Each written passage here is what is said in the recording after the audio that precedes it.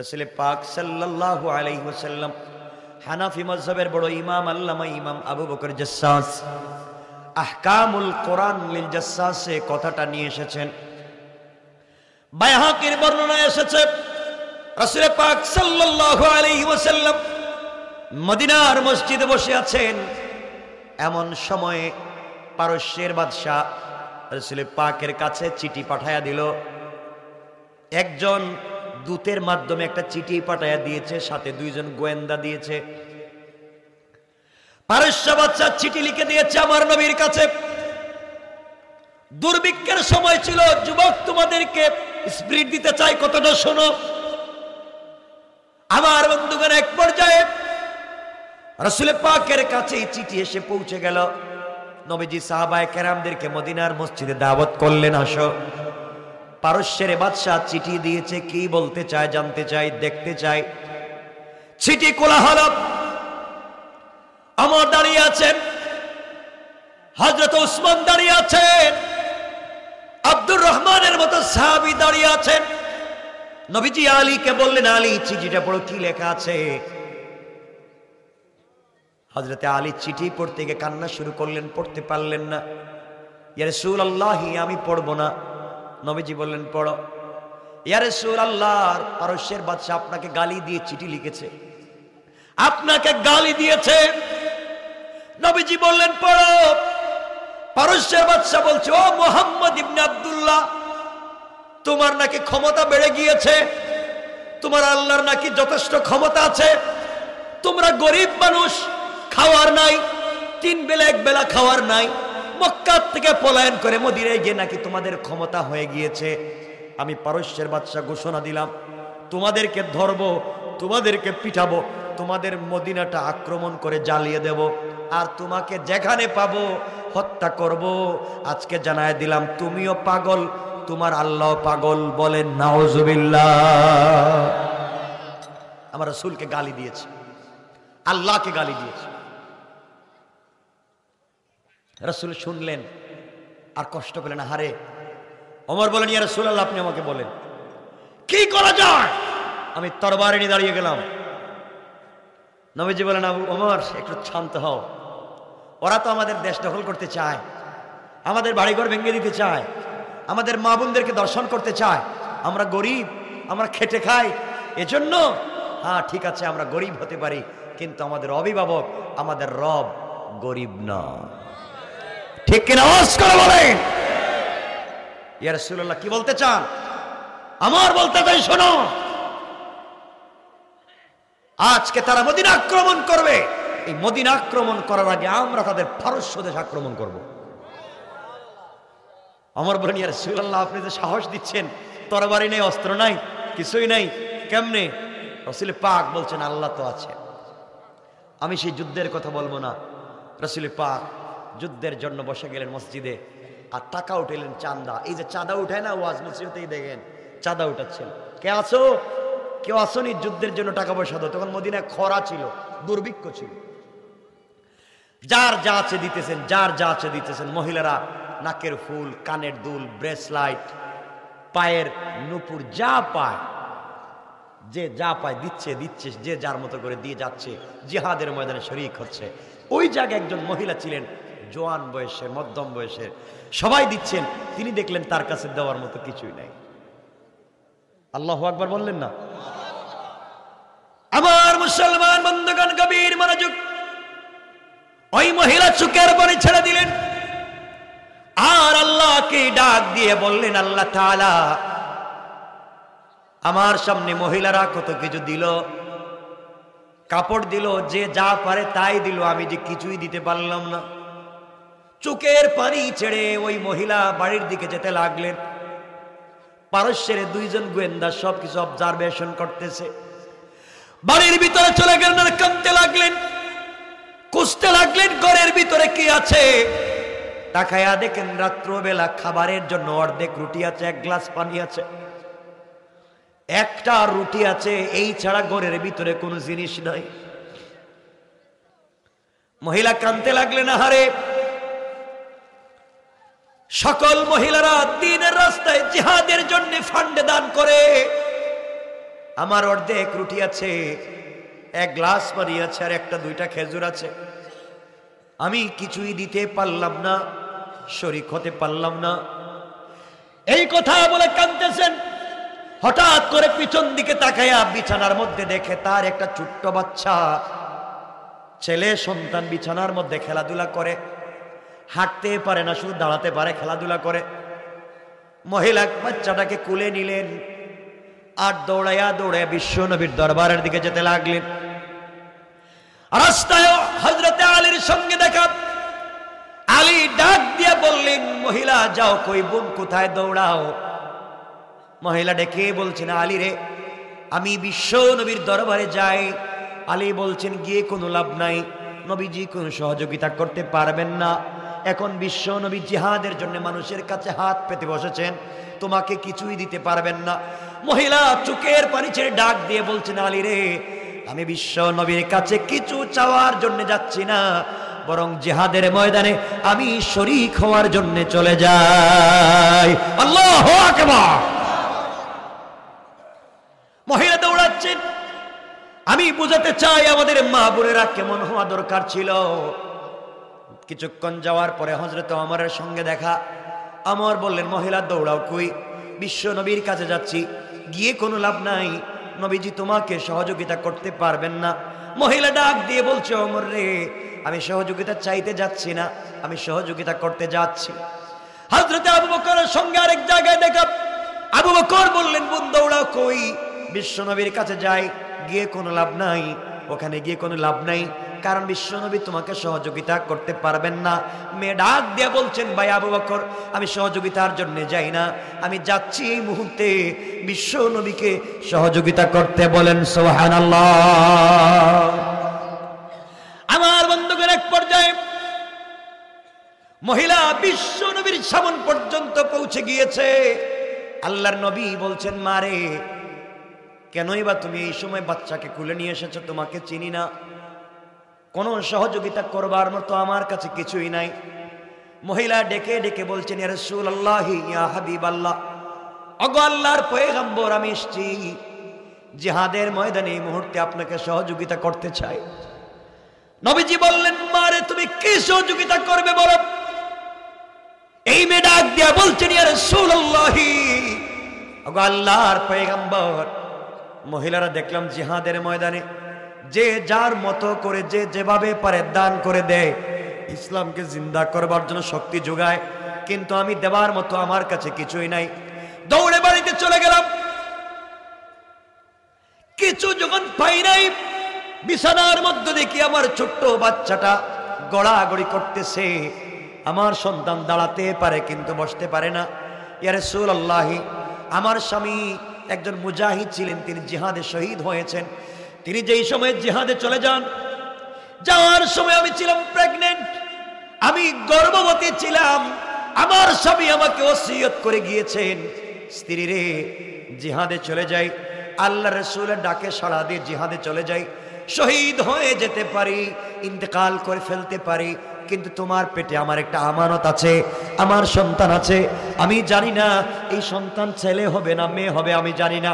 যেই হোক না কেন, ছেলে হোক আর মেয়ে হোক, আমি যেই রাস্তায় চলে যাচ্ছি শহীদ হওয়ার জন্যে, তুমি আমার বাচ্চাটাকে ওই রাস্তায় আল্লাহর রাসূলের হাতে উঠাইয়া দিবা। কোন সুবহানাল্লাহ। ইয়া রাসূলুল্লাহ, আমার স্বামী জিহাদের ময়দানে গিয়ে শহীদ হয়ে গিয়েছেন, আমি শহীদের স্ত্রী হয়েছি। দীর্ঘদিন পরে আমার একটা পুত্র সন্তান জন্ম হয়েছে। এই সন্তানটা আজকে বিছানার মধ্যে খেলাধুলা করতেছে, দাঁড়াতে পারে, বসতে পারে, কিন্তু হাঁটতে পারে না। ইয়া রাসূলুল্লাহ, হঠাৎ মনে পড়েছে আমার স্বামীর ওসিয়তের কথা মনে পড়েছে, তার আমানতের কথা মনে পড়েছে। আমি সন্তানকে নিয়ে আপনার দরবারে চলে এসেছি। আমার ঘরে কোনো জিনিস নাই, দেবার মতো কিছু জিনিস নাই। এই মুহূর্তে আমি আমার কলিজার টুকরা ছোট্ট সন্তানটাকে এই মুহূর্তে আপনার হাতে জিহাদের ফান্ডে মা হিসাবে দান করে দিলাম। পড়েন সুবহানাল্লাহ। সাহাবায়ে কেরাম কাঁদতে লাগলেন, এই মহিলা পাগল কিনা, নিজের কলিজার টুকরা সন্তানকে কি কেউ এভাবে দিতে পারে? কাঁদতে লাগলেন। এমন সময় নবীজি বললেন, মা রে বড়, এই বাচ্চা দিয়ে জিহাদের ময়দানে কি কাজে আসবে? তোমার বাচ্চা অস্ত্র ধরতে পারবে না, কাফেরদের মোকাবেলা করতে পারবে না, ঘোড়া দৌড়াতে পারবে না, রান্না করতে পারবে না, যারা অসুস্থ হবে তাদের সেবা শুশ্রূষা করতে পারবে না। এই বাচ্চাকে নিয়ে আমি কি করব? এবার মহিলা কাঁদতেছেন আর ফুপাইয়া ফুপাইয়া কান্না করে ডাক দিয়ে বলছেন, ইয়া রাসূলুল্লাহ, আল্লাহ পয়গম্বর, আমি জানি আমার বাচ্চা জিহাদের ময়দানে তরবারি ধরতে পারবে না, কাফেরদের মোকাবেলা করতে পারবে না, ঘোড়ার পিঠে সওয়ার হয়ে যুদ্ধ করতে পারবে না, কিন্তু আমি জানি আপনি তো এমন রাসূল, আপনি তো এমন যোদ্ধা, আপনি এমন নবী, যুদ্ধ যেই জায়গায় হবে আপনি ওই জায়গায় থাকবেন, বাসায় বসে থাকবেন না। ইয়া রাসূলুল্লাহ, আপনি যখন যুদ্ধের ময়দানে যাবেন তখন কাফেররা, আপনার দুশমনেরা আপনাকে লক্ষ্য করে তীর নিক্ষেপ করবে, নেজা নিক্ষেপ করবে, বল্লম নিক্ষেপ করবে, ইট পাটকেল মারবে। আমার বিশ্বাস যেই দিক থেকে বেশি বেশি তীরের আঘাত আসবে, যেই দিক থেকে বেশি বেশি অস্ত্রের আঘাত আসবে, ওই দিকে আপনি আমার সন্তানটাকে ঢাল বানাইয়া ধরে রেখে দিবে, তীরগুলা এসে আমার শরীরের কলিজায় বেদ করবে, আমার সন্তানটা শহীদ হয়ে যাবে, সন্তান শাহাদতের মাধ্যমে বিশ্ব নবী বেঁচে যাবেন। তার চাইতে বড় পাওয়ার কোন জিনিস আর নাই। আল্লাহু আকবার। আমার বন্ধুগণ, তাদের দ্বীনের প্রতি কি স্পিরিট ছিল, ঘটনা বলতেছি না, লম্বা হয়ে যাবে। আমার বন্ধুগণ বুঝাতে চাই, বুঝেন ওই জায়গায় মহিলাদের দ্বীনের প্রতি কি স্পিরিট ছিল। এক পর্যায়ে পারস্যের দুইজন গোয়েন্দা আসেনি, কথা বলেন, গোয়েন্দারা রিপোর্ট করতেছে, রিপোর্ট বাদশার দরবারে পাঠিয়ে দিছে। বাদশা পারস্যের জাহাপনা, আপনি যুদ্ধ করে লাভ নাই, মদিনার মুসলিমে গরিব মুসলমানদের বিরুদ্ধে যুদ্ধ করে লাভ নাই, ওদের বিরুদ্ধে যুদ্ধ করে আপনি পারবেন না। বাদশা ঢাকাইয়া নিল, গোয়েন্দাদেরকে বলছে, কেন আমি পারবো না? আমার অস্ত্র কম নাকি? কয় না, আপনার অস্ত্র বেশি। আমার টাকা কম নাকি? না, আপনার টাকা বেশি। আমার সেনাবাহিনী কম নাকি? না, সেনাবাহিনী বেশি। আমার শক্তি কম নাকি? না, আপনার শক্তি বেশি। সব যদি আমার বেশি হয়, আমি কেন ওদের বিরুদ্ধে মোকাবেলা করে পারবো না? সেনাবাহিনীর উত্তর হচ্ছে, গোয়েন্দার উত্তর হচ্ছে সোজা উত্তর, ও বাদশাহ, আপনার সেনাবাহিনী যুদ্ধের ময়দানে গিয়ে যুদ্ধ করে যুদ্ধের ময়দানে প্রমোশন হবে না ডিমোশন হবে তা জানার জন্যে, আর মুসলমানেরা তাদের বিশ্ব নবী আর দিনকে তো ভালোবাসে, তাদের দিনকে জিন্দা করবার জন্যে কলিজার টুকরা সন্তানটাকে জিহাদের ফান্ডে দিয়ে দে। এদের সঙ্গে যুদ্ধ করে জয়লাভ করার মতো শক্তি পৃথিবীর কারণ নাই। ঠিক কিনা বলেন? আছে নাকি? আছে। আমার বন্ধুদের এক পর্যায়ে লম্বা কথা, বিশ্বনবী ইন্তেকাল করলেন, আবু বকরের যুগ চলে আসলো, আবু বকরও ইন্তেকাল করলেন, খলিফাতুল মুসলিমিন ওমরে ফারুক রাদিয়াল্লাহু তাআলা আনহুর যুগ চলে আসলো। ওমরে ফারুক যখন খলিফা, তখন চিন্তা করলেন, হঠাৎ মনে পড়লো বিশ্বনবীকে পারস্যের বাদশা চিঠি লিখে গালি দিয়েছে, ক্ষমতা দেখিয়েছে, আমি তাদের জবাব দিব। এই জন্য হযরত ওমরে ফারুক 17 জন তরুণ মুসলমান মুজাহিদদেরকে দিয়া একজন তরুণ সাহাবী যার নাম আব্দুল্লাহ বিন হুযাফা রাদিয়াল্লাহু তাআলা আনহু, আব্দুল্লাহ বিন হুযাফা রাদিয়াল্লাহু তাআলা আনহুকে দিয়ে 17 জন মুসলমানদের একটা কাফেলা দিয়ে পাঠিয়ে দিলেন, যাও তোমরা পারস্য দেশের সীমান্ত এলাকা পাহারাদারি করবা, কোনোভাবে যেন কাফেরেরা আমাদের দেশে আক্রমণ করতে না পারে।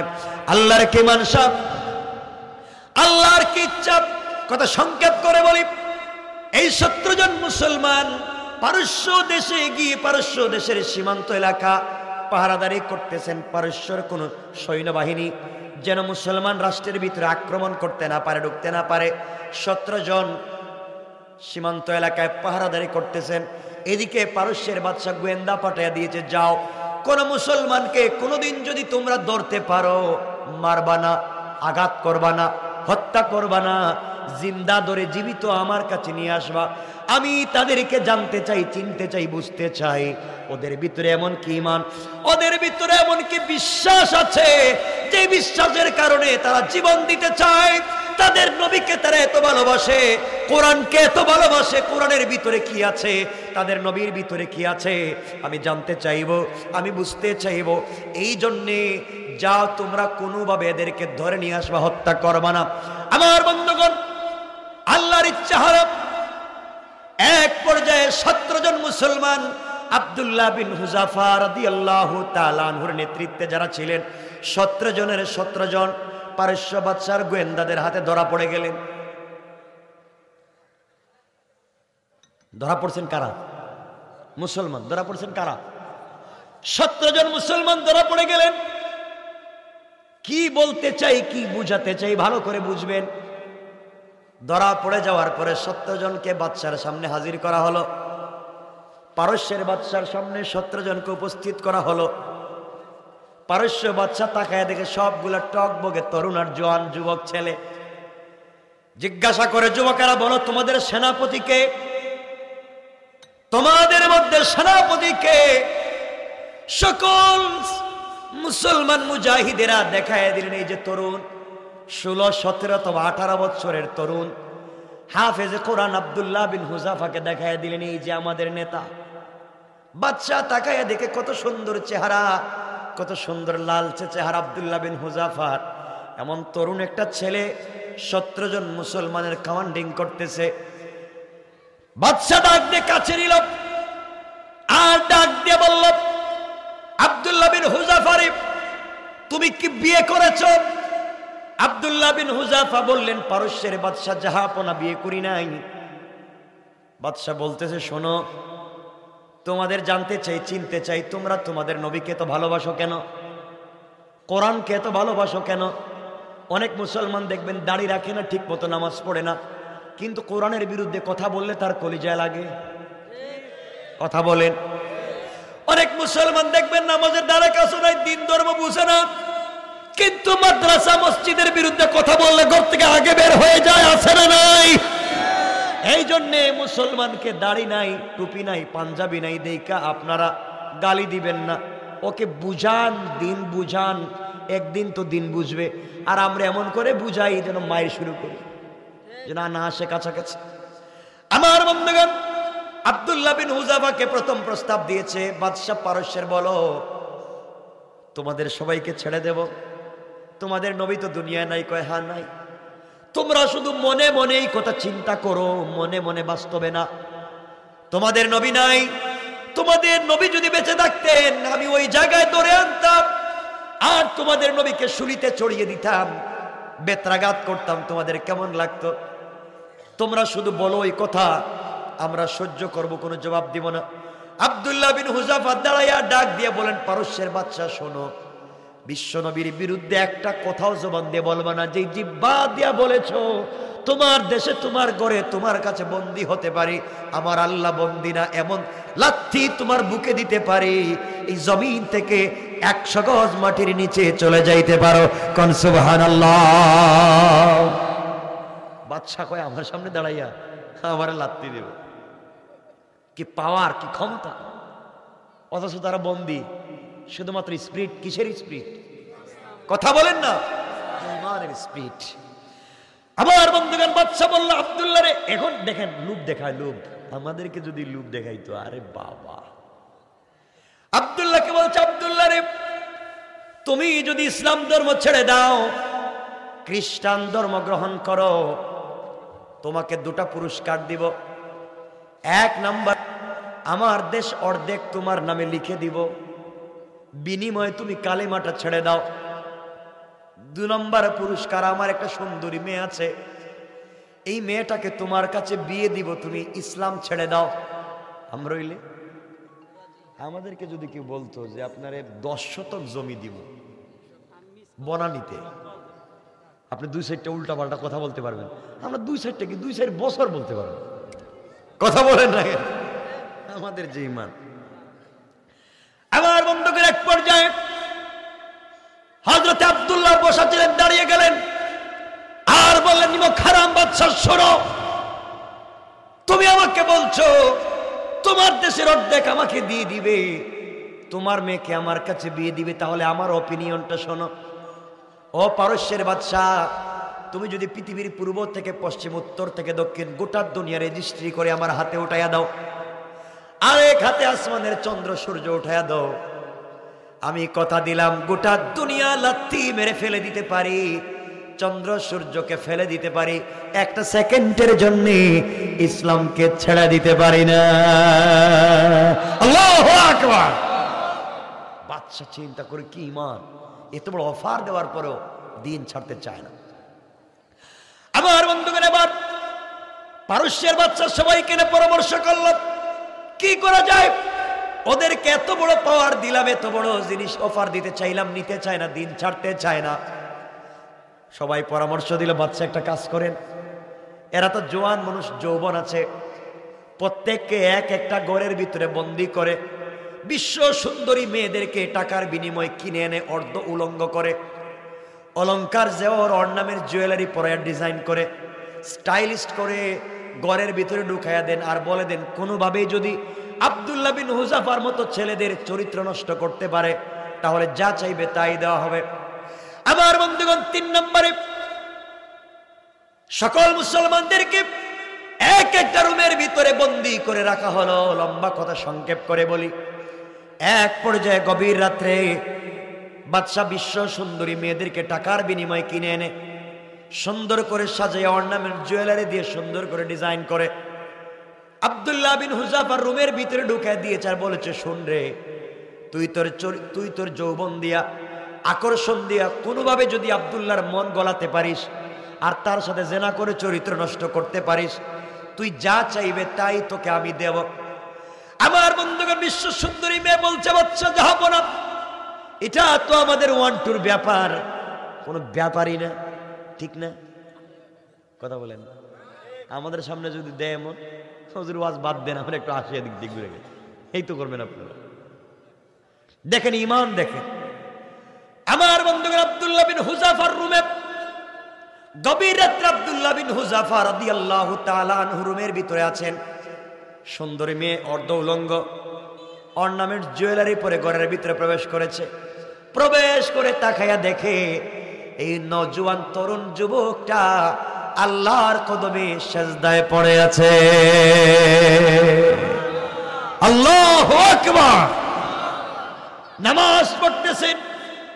মহিলা চিন্তা করেছে, তুমি তোমার নামাজ পড়ো, কত নামাজের নামাজ নষ্ট করেছি, কত পীরের পীরাকি নষ্ট করেছি, আর তুমি নামাজ পড়তেছো আমি মেয়ের সামনে। এই কথা বলে হযরত আব্দুল্লাহ বিন হুযাফার চতুর্দিকটা ঘোরাঘুরি করলো, বুঝাতে চাইলো ঘরে এসেছি, বিশ্ব সুন্দরী মেয়ে, এই মেয়েটাকে কয়েকশো কোটি টাকা দিয়ে পাওয়া যাবে না, তুমি দেখো আমার যৌবনের দিকে তাকাও, বডির দিকে তাকাও। চিৎকার করতে লাগলো।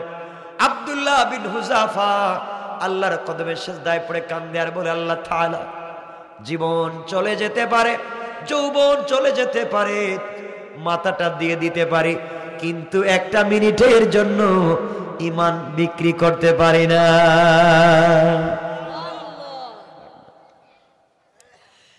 এক পর্যায়ে মহিলা চিন্তা করল, আব্দুল্লাহ তো ডান দিকে সালাম ফিরাবে, সে অর্ধ উলঙ্গ হয়ে ডান দিকে বসে গেল, সালাম ফিরালে এই জন্য চোখে পড়ে। আব্দুল্লাহ বিন হুযাফা ডানে সালাম ফিরালেন, বামে সালাম ফিরালেন। সালাম ফিরাইয়া ঘরে কে আছে তিনি দেখলেনও না, জানলেনও না।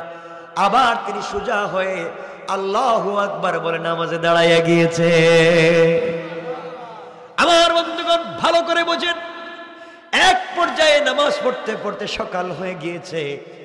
মেয়েটা নিরুপায় হয়ে, অসহায় হয় ঘর থেকে বের হয়। সকালবেলা বাদশাকে রিপোর্ট করেছে, বাদশা রে, তুমি কত কোটি টাকার বিনিময়ে আমাকে ঘরের ভিতরে পাঠাইছিলা, এই ছেলের চরিত্র নষ্ট করার জন্য তুমি আমাকে দিয়েছিলা। আমি যতক্ষণ ছিলাম, এটা মানুষ না ফেরেশতা বুঝতে পারি নাই। আমি যদি আরো 1-2 ঘন্টা ঘরের ভিতরে তার সংস্পর্শে থাকতাম, আমিও খ্রিস্টান ধর্ম বাদ দিয়ে কালিমা পড়ে মুসলমান হয়ে যেতাম। পড়েন সুবহানাল্লাহ। বাদশা চিন্তা করতে লাগলো, প্রথম নম্বরে তাদের নবীকে গালি দিয়ে দুর্বল করতে পারি নাই, 2 নম্বরে নিজের মেয়ার দেশটা তাদের কাছে দিয়ে দুর্বল করতে পারি নাই, 3 নম্বরে মহিলা ঘরের ভিতরে দিয়ে দুর্বল করতে পারি নাই। এখন কি করা যায়? 4 নম্বরে কি করতে হবে? পরামর্শ সবাই বসলেন, সবাই পরামর্শ দিল, বাদশা জাহাপনা এদের খাবার বন্ধ করে দেন। খাবার যখন বন্ধ হয়ে যাবে, মানুষ তো খাবারের জন্যই তো মিথ্যা বলে থাকে, আপনি খাবার বন্ধ করে দেন, এমনি সাইজ হয়ে যাবে। আমার বন্ধুগণ পরামর্শ করে পারস্য বাদশাহ 21 জন মুসলমানের হাত পা বেঁধে রুমের ভিতরে ফেলে দিল, খাবার বন্ধ করে দিল, পানিও দেয় না, খাবারও দেয় না। একদিন 2 দিন না, এভাবে চলে গিয়েছে 21 দিন। 21টা দিন খাবার নাই, পানি নাই, শুধু ইমানের কারণে। দীর্ঘ 21 দিন হয়ে গিয়েছে, পানি দেওয়া হচ্ছে না, খাবার দেওয়া হচ্ছে না। বাদশা ডাক্তার নিযুক্ত করে দিয়েছে, তোমরা রিপোর্ট করবা, ওরা মরে যাচ্ছে দেখলে রিপোর্ট করবা, ওই রিপোর্ট মতো আমি ওদের কাছে খাবার পৌঁছে দেব। কিছুক্ষণ পরে রিপোর্ট বাদশা ডাক্তার করলো, বাদশা জাহাপনা 21 দিন হয়ে গিয়েছে, ওদের পেটে খাবার নাই, পানি নাই, কাতরাচ্ছে, মৃগী রোগীর মতো ওরা কাতরাচ্ছে, যে কোনো সময় মরে যেতে পারে। খাবার পৌঁছান, তড়িঘড়ি করে বাদশা তাদের কাছে খাবার পৌঁছে দিল। 2টা খাবার, একটা হলো মদ মিশ্রিত পানি, কি মিশ্রিত? মদ মিশ্রিত পানি। আরেকটা হলো শুকরের গোশত বুনা। আমাকে বলেন, শুকর হালাল না হারাম? মদ হালাল না হারাম? উদ্দেশ্য হলো তোমাদেরকে তো খাবার দেইনি, এখন দেখবো তারা জীবন বাঁচাও, জান বাঁচাও না জান দেও। আমার বন্ধুগণ 21 জনের সামনে 21টা গ্লাসে মদ মিশ্রিত পানি, 21টা প্লেটে শুকরের বোনা গোশত হাজির করে দিয়েছে। বাদশাহ বলেছে, শোনো, ওদেরকে বলে দিবা মদ দিয়েছি আর শুকরের গোশত দিয়েছি, দেখো তো কি করে। এক পর্যায়ে সামনে যখন পৌঁছে দেওয়া হয়েছে, আমি সংক্ষেপ করে দিচ্ছি, কষ্ট হচ্ছে ভাই, আমি কয়েক মিনিটের ভিতরে রেখে দেব। আমার বন্ধুগণ এক পর্যায়ে আব্দুল্লাহ বিন হুজাফা বললেন, তোমরা বলো তো কি খাবার দিয়েছ? ডাক্তাররা বলছে, মুসলমানেরা, এখানে আছে মদ মিশ্রিত পানি, আরেকটার ভিতরে আছে শুকরের বোনা গোশত। হযরত আব্দুল্লাহ বিন হুজাফা বসতে পারেন না, দাঁড়াতে পারেন না, 21 দিনের না খাওয়া নওজোয়ান, পানি নাই, খাবার নাই, কত কষ্টে আছে। এর মধ্যে দিয়েছে হারাম খাবার, কষ্ট করে হাত দিয়ে দেওয়ালে ধরে বসে গেলেন আর বলেন, নিমক হারামের দল, ইন্তেকালের সময় আমার ঈমানকে তোমরা কেড়ে নিতে চাও, মনে করেছো মৃত্যুর সময় হারাম খাওয়াইয়া জাহান্নামে পাঠাইয়া দিবা। তোমরা শুনে রাখো, মদ খাওয়া ইসলামে হারাম, শুকরের গোশত হারাম। তোমরা মনে করেছো জীবন বাঁচানোর ফতোয়া দিয়ে সব খেয়ে ফেলবো। এই মুহূর্তে তোমরা যদি ওগুলা আমাদের সামন থেকে না সরাতে পারো, একটা লাথি দিব, তোমাদের বাচ্চার মুখে গিয়ে পড়বে, মরে যেতে রাজি, এক টুকরা শুকরের গোশত খেতে রাজি না। আল্লাহু আকবার! কেমন ঈমান! আর আমরা হলে তখন জীবন বাঁচানোর ফতোয়া দিতাম। কথা বলেন না কেন? সহজ হতো। ইমাম সাহেবের যে কিন্তু, হুজুর গরু কোনো খাবার নাই, এখন কি আরেকজনের লাউ চুরি করা যাইব, যাইব, এই তো ফতোয়া একটা দিয়ে দিত। ঠিক কিনা বলে? ঠিক কি? এগুলো অন্যায়। জীবন যাক তো যাক, এই জীবন তো একটাই দিয়েছেন তার রব, আর তার নামে যদি জীবন দিতে পারি, তার চাইতে বড় সফলতা আর হতে পারে। আমার বন্ধুদের বাচ্চা দেখলো নিরুপায়, কি ব্যাপার, ওই জায়গায় তাকে হত্যা করা গেল না, ইমানকে ছাড়া করা গেল না, কি করা যায়? 5ম নম্বর, সবাইকে নিয়ে অধিবেশন বসলো, সবাই পরামর্শ দিল, বাদশা এদের সবাইকে 17টা ফাঁসির দড়ি লাগাইয়া সবগুলাকে হত্যা করেন। 17টা ফাঁসির দড়ি শুলি চড়ানো হারাম, 17টা দড়ি লাগানো হারাম। 17 জন মুসলমানের হাত পা বাঁধা হচ্ছে। এত কষ্ট দিচ্ছে কেন? শুধুমাত্র ঈমানের কারণে। কেন? আল্লাহ আসেননি? কথা বলেন। আমার বন্ধুগণ, সর্বপ্রথম তাদের সেনাপতি আব্দুল্লাহ বিন হুযাফার হাত পা বাঁধল, শুলিতে চড়ানোর জন্য শুলিতে উঠাচ্ছে। বাদশাহ মনে করেছে ফাঁসি দড়ি দেখবার পরে যত বড় দিলের মানুষ সব দুর্বল হয়ে যাবে, ইসলাম ছেড়ে দেবে, দিন ছেড়ে দেবে। আব্দুল্লাহ বিন হুযাফা রাদিয়াল্লাহু তাআলা আনহুকে যখন শুলিতে চড়ানো হবে, হাত পা বাঁধা হচ্ছে, গলায় রশ্মি লাগিয়ে দেওয়া হচ্ছে, তিনি মুস্কি মুস্কি হাসতেছে। সুবহানাল্লাহ বললেন না? চিৎকার করে পড়েন আল্লাহু আকবার। বাদশা চিন্তা করে ব্যাপার কি, ফাঁসির দড়িতে ঝুলিয়ে দিচ্ছি আবার হাসে কেন, ব্যাপারটা কি জিজ্ঞাসা করে আব্দুল্লাহ রে। কিছুক্ষণ পরে মরে যাবে, নাক মুখ দিয়ে রক্ত বের হয়ে মরে যাবে, কালিমা ছাড়লে না, হাসস কেন? আব্দুল্লাহ ডেকে ডেকে বলতে, বাদশা রে তোর মতো আহাম্মকার বেওকুফ আর নাই, যে আল্লাহর জন্য এতদিন কষ্ট করেছি, যে রাসূলের জন্য এতদিন কষ্ট করেছি, আমাকে যদি এই মুহূর্তে দড়িতে ঝুলাইয়া ফাঁসি দেও, ফাঁসি দেওয়ার সাথে সাথে আমি আমার বন্ধু আল্লাহর সঙ্গে মুহূর্তেই মিশে যেতে পারি। কোন সুবহানাল্লাহ। আমার জন্য আমার বিশ্ব নবী অপেক্ষা করতেছেন, আল্লাহ অপেক্ষা করতেছেন, আমি তো মরে গেলেই বাঁচলাম। বাদশা কয়, মরে গেলেই যদি বাঁচস তাহলে ফাঁসি দিতাম না। সুবহানাল্লাহ বলেন। কয়রা মরে যাচ্ছে ফাঁসিতে ঝুলে, এরপরেও মরে না, হাসে। এরা কি জাত চিন্তা করেন, এরাই তো আমরা, এরাই তো আমরা। আজকে ভয় ভীতি দেখিয়ে দুনিয়ার মুসলমানদেরকে ভয় ভীতি দেখিয়ে তাদেরকে নির্মূল করা যাবে না, ঠিক কিনা বলে? আমার বন্ধুগণ, এক পর্যায়ে বাদশা বললে 5 নম্বরটা কাজ হয় নাই, এদেরকে ফাঁসিতে ঝুলিয়ে মারা যায় নাই, এখন কি করা যায়? 6 নম্বরে স্যার একটা কাজ করেন, 17টা গর্ত খনন করেন, আগুন জ্বালান, ডেক বসান, তেল দেন, টকবক করে উতরাবে, আর দইরা দইরা এখানে ছেড়ে দিবে। দেখতেছেন কত কষ্ট।